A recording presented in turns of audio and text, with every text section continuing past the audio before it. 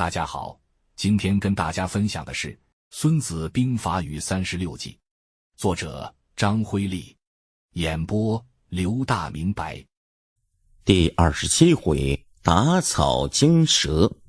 公子焦师逃至魏国边城，朝思暮想着东山再起。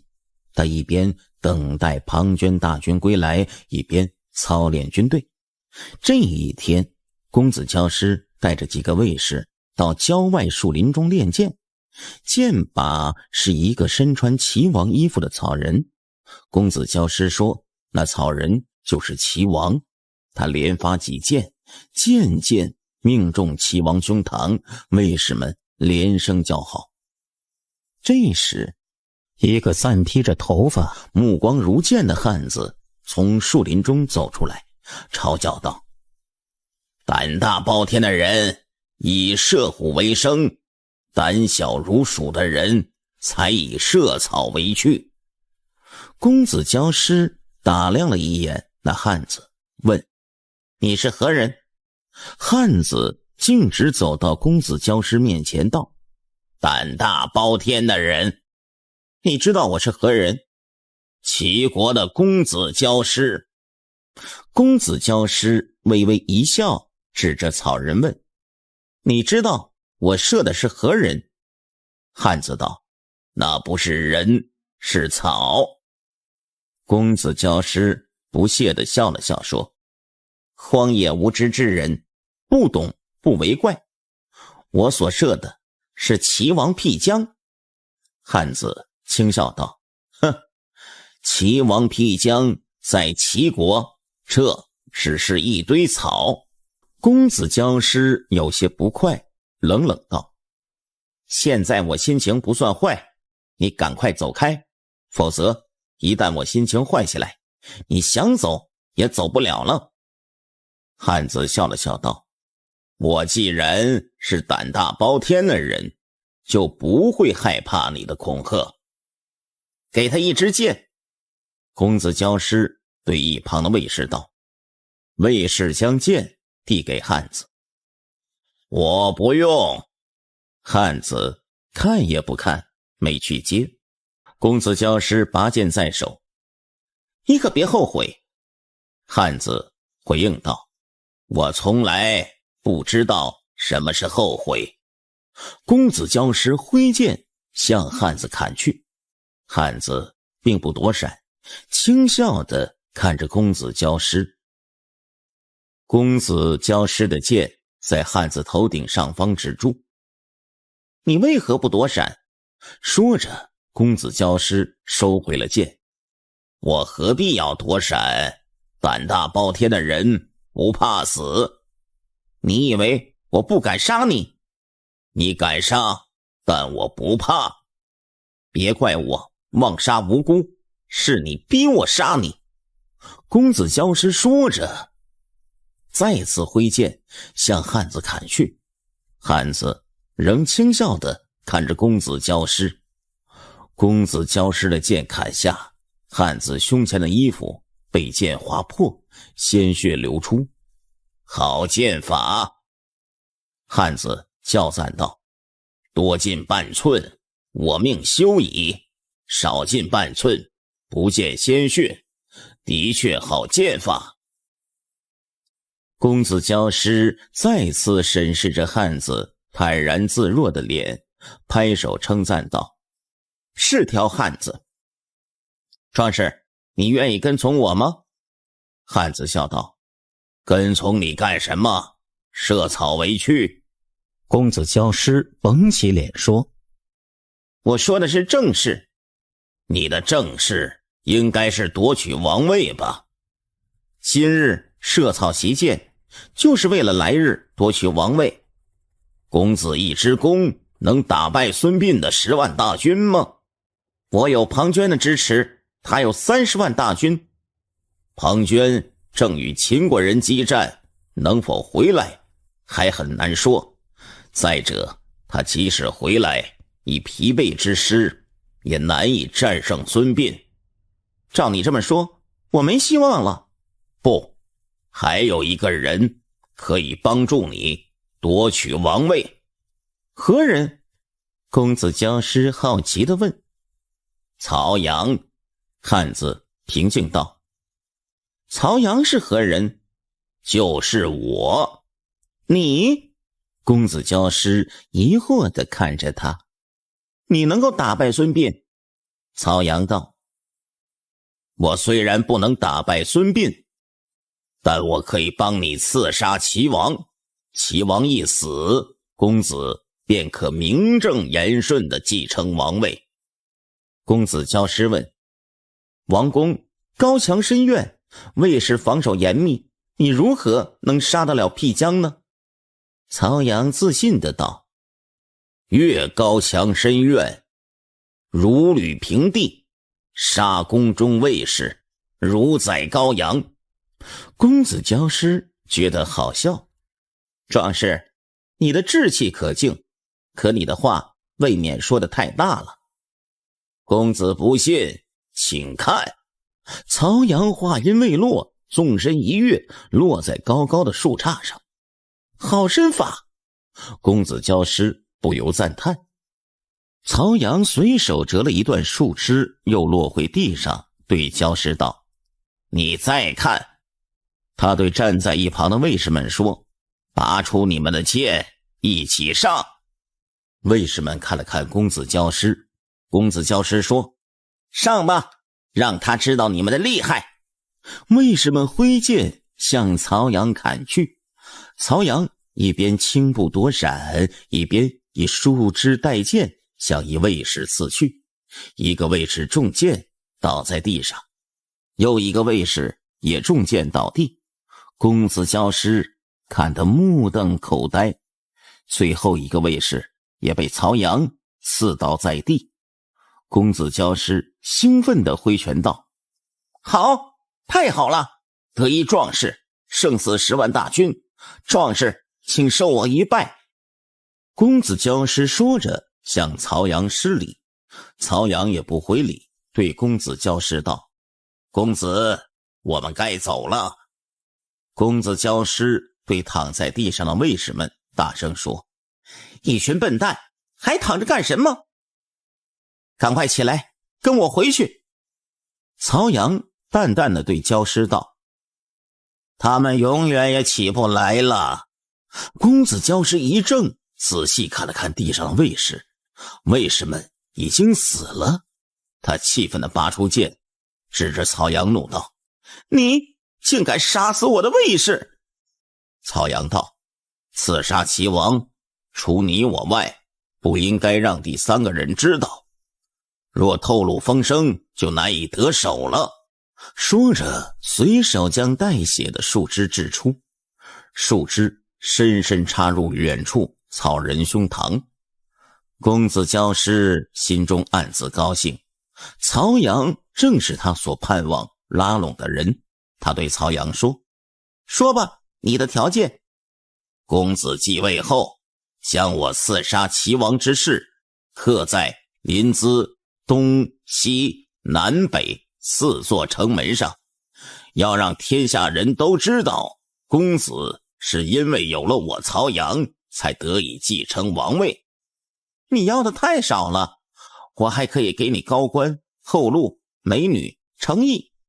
曹阳笑了笑道：公子可听说过专诸与药离的名字吗？公子教师点头道：儿时我就听说过，专诸渔父藏剑，四无王僚，药离断臂，刺庆忌，那都是名流百世的英雄。曹阳道：他们为了什么？不也是一个名吗？高官、厚禄、美女、诚意都是粪土，唯有一个振兴天下的名字才能永垂不朽。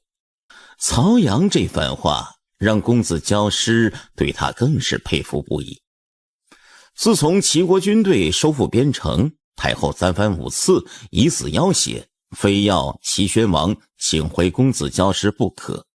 齐宣王唯唯诺诺，每每受气。这天晚上，齐宣王向钟离春提起此事，不由唉声叹气。钟离春道：大王，臣妾不明白，太后并非大王生身之母，大王为何如此敬畏太后？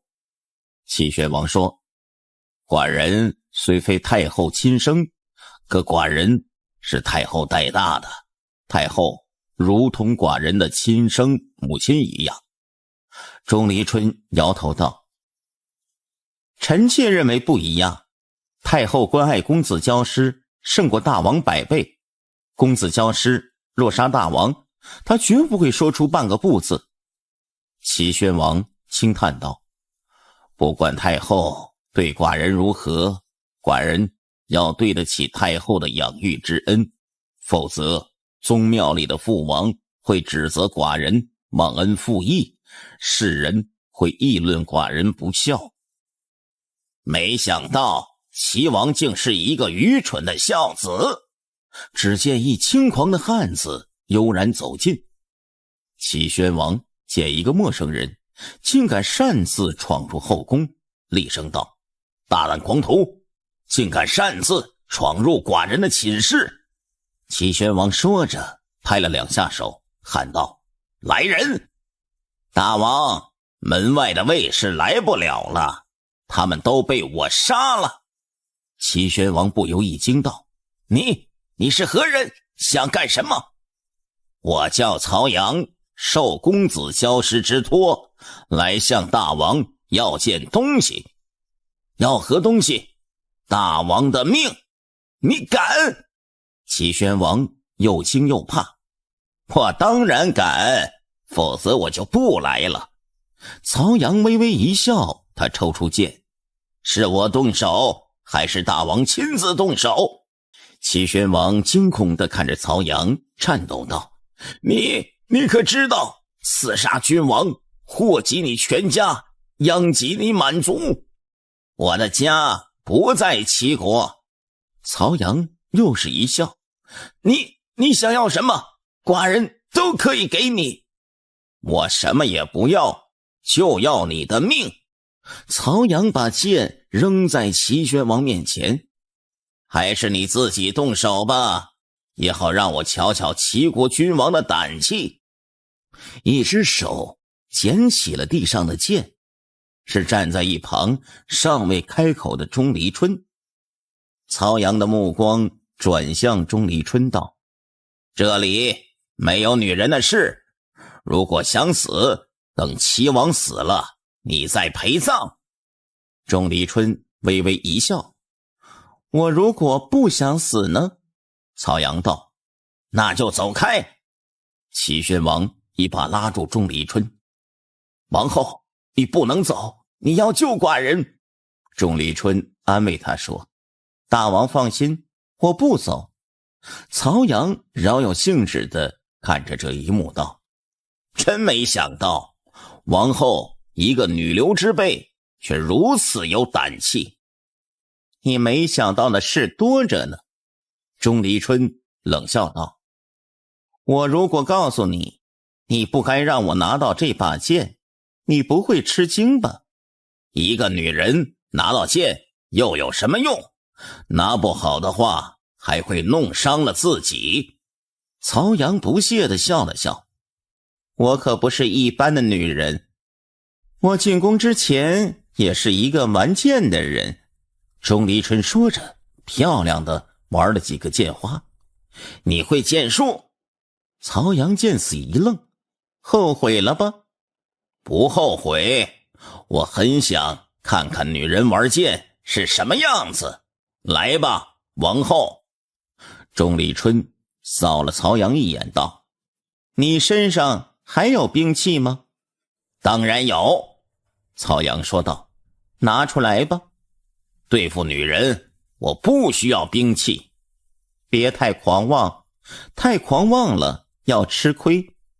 曹阳轻视一笑，我不是狂妄，与一个女人交手本来就脸上无光，如果再用兵器，岂不是无脸见人？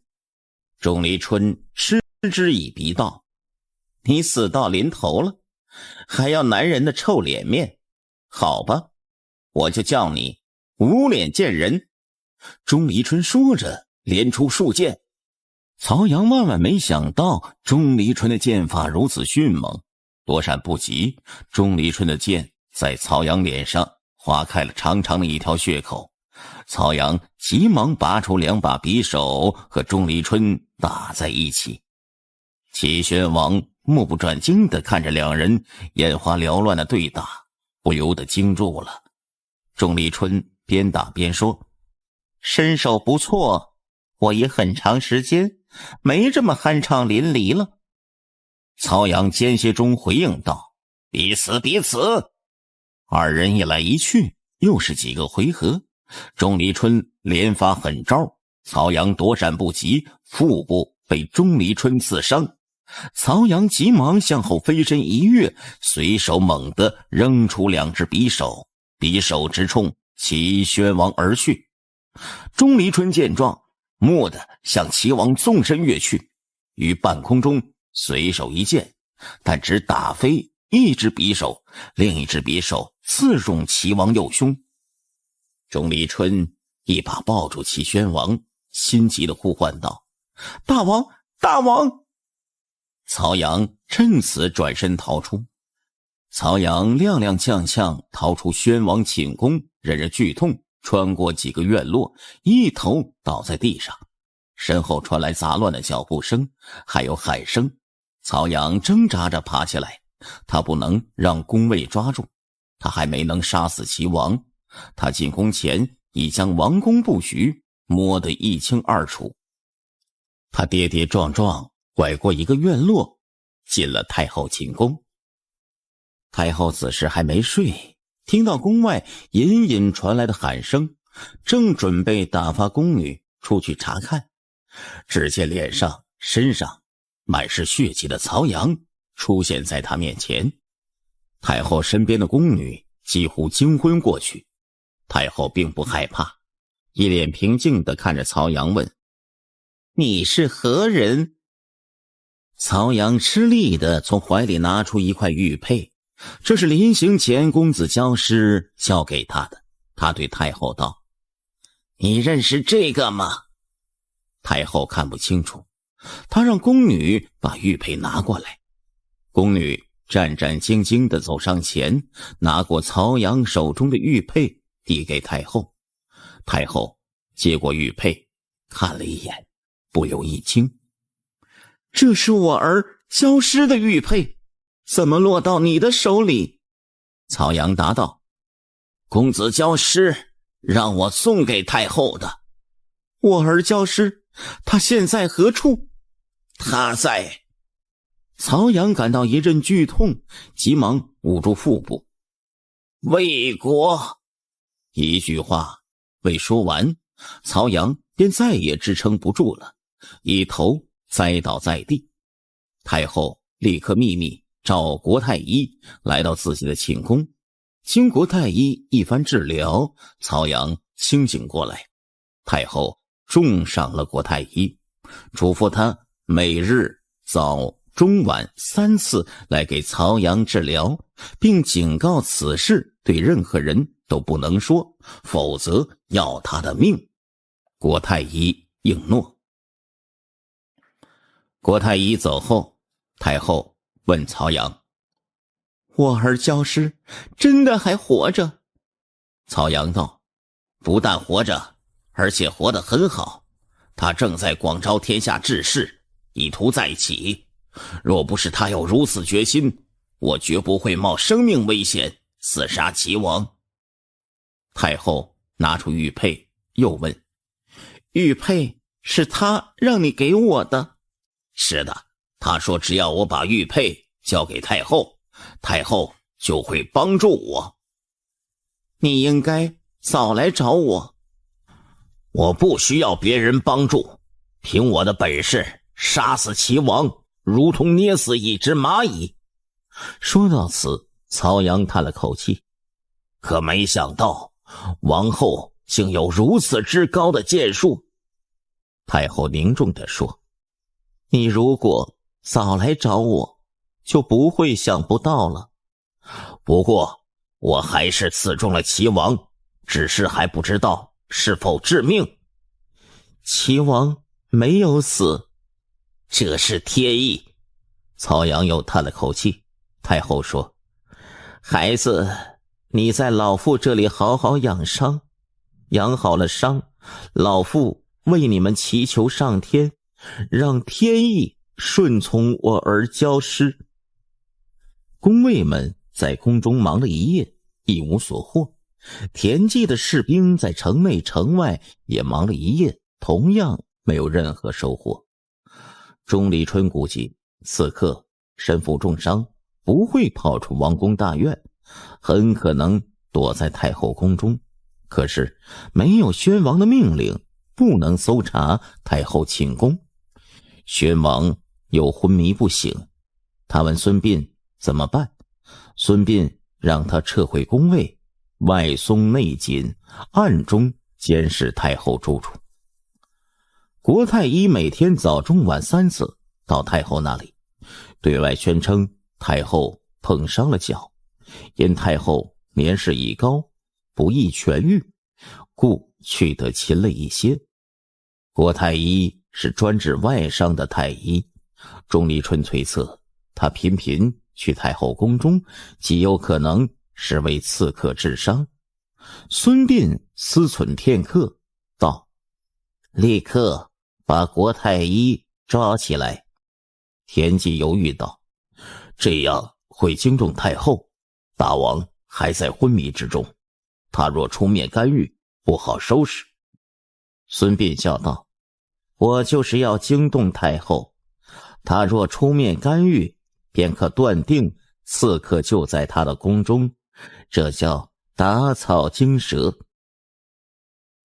钟离春立刻命宫卫把郭太医抓了起来，严加审问。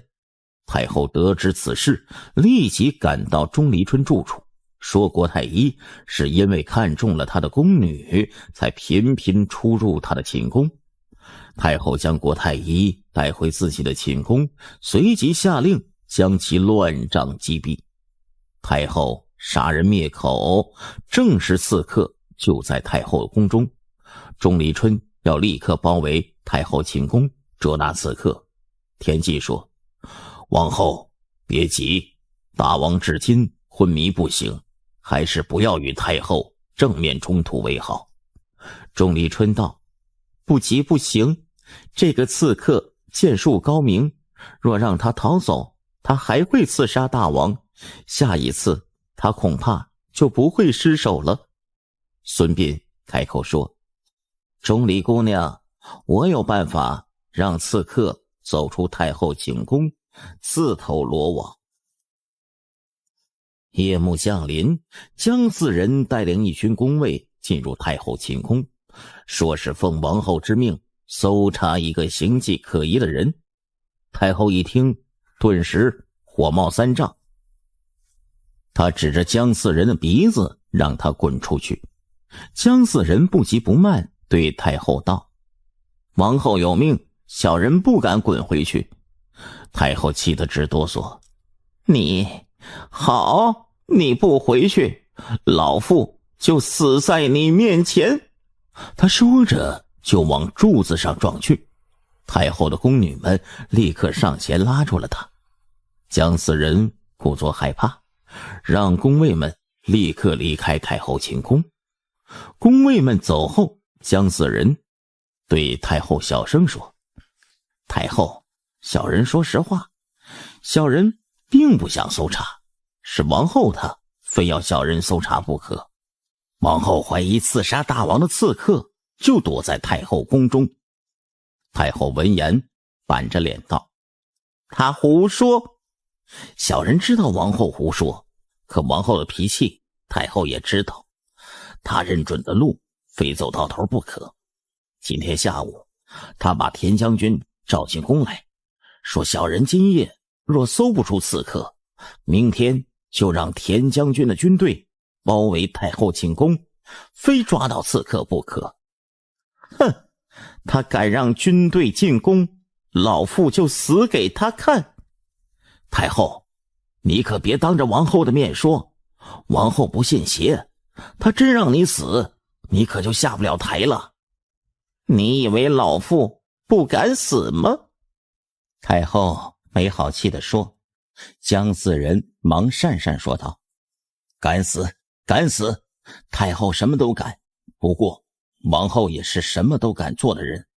太后，小人该说的都说了，告辞了。姜四人这一闹，曹阳再也住不下去了。他对太后说：太后，宫中我是不能待了，若明日军队进宫，我想走也走不了了。你的伤怎么样了？太后关切地问。可以走路了。我找辆车，明天一早送你出城。不用，现在我就走。能行吗？太后还是不放心。越墙不行，爬墙还可以。你出了宫也出不了城，他们还在抓你。只要有绳索，城墙也挡不住我。夜深人静，曹阳带着绳索摸到后宫院墙，他熟练地拉着绳索从高高的宫墙滑到宫外，双脚刚落地，身后便传来一个熟悉的声音：曹壮士，我们等你多时了。曹阳一愣，回头看去，钟离春和10几个手持弓箭的士兵从暗地里走出。曹阳下意识地抽出剑。钟离春道：没有用的，你冲不出去，这些弓箭手都是百发百中，还是放下你的剑，束手待擒吧，这样还可留一条活命。曹阳看了看手持弓箭瞄准自己的士兵，冷冷一笑：我曹阳既然敢刺杀齐王，就已经视死如归，纵然不能名扬天下，也绝不偷生。曹阳说着，猛然举剑向自己腹部刺去。打草惊蛇是36计中的第13计，其意有二：一是指敌情不明时，以不同手段打草以惊蛇动，然后消灭之；二是指对隐蔽之敌不可轻举妄动，以免打草惊蛇，让敌人发觉我方意图，使我方处于被动之位。孙膑用打草惊蛇之计查出刺客所在，然后惊其出动，最终消灭之。欲知后事如何，请看下回调虎离山。